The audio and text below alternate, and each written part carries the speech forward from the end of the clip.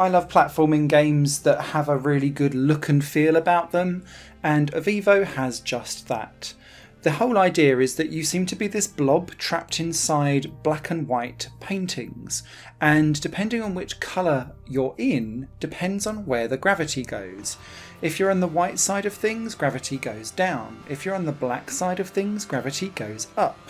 And so what you'll be doing is using this to create almost like a flow state as you dive back and forth between the different gravities to try and push and leap yourself out from one side of gravity into another to then kind of leap up high, getting across big chasms, or down low to something that is hidden underneath the floor beneath your, what was, feet at that time.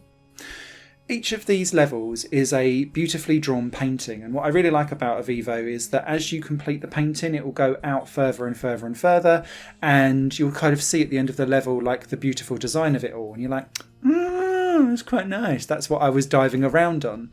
And there's some great symbolism, I would say, here, as it tries to metaphorically explain like the story of what's going on OVIVO, and I think it might be cool for some people. Other people will just go, oh, that's pretty, and continue on, and that's fine, because mainly you're here for the artsy platforming, and there's plenty of that here.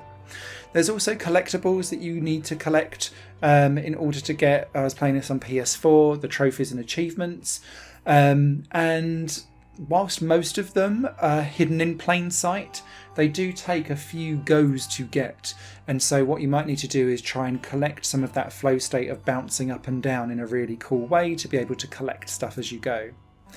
As you die and fall off things, thankfully there are checkpoints throughout all of the levels, so you don't fall too far back when you do fall off, which is good, because this is one of those games where trial and error and patience is required, especially if you haven't quite got into that kind of bouncing up and down state, if that makes sense. If I was being critical though, I would say that OVIVO doesn't then do tons with this kind of flow mechanic. It's just that each painting makes it slightly more different or difficult to be able to traverse. So there'll be lots more of like climbing up and down things and trying to do repetitive jumps one after the other to try and get upstairs, because there'll be like ink blobs in the painting. It does add in some movable platforms, and it adds in some like air balloon moments in the game where you have to kind of steer around and avoid spiky protrusions and things like that.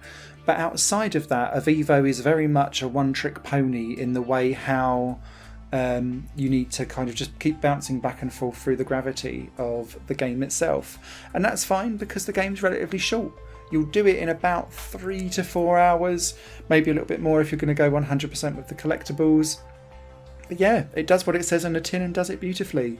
Nice little soundtrack as well hiding in the background too. Written review will be over on highplanegames.com. If you like your short and sweet artsy platformers, don't overlook this one. It should be up your street, particularly if you like minimalist design. I just wish the name didn't sound like an insurance company. Take care. Higher Plane Games is part of the Higher Plane Network, a completely independent media outlet supported by people like you. The goal is to create the best possible content that cultivates a richer indie scene for games as well as music and entertainment. To find out more and to get involved, visit patreon.com/higherplane network. Your support makes all the difference, and in return you'll gain access to bonus content and downloads. Thank you for watching.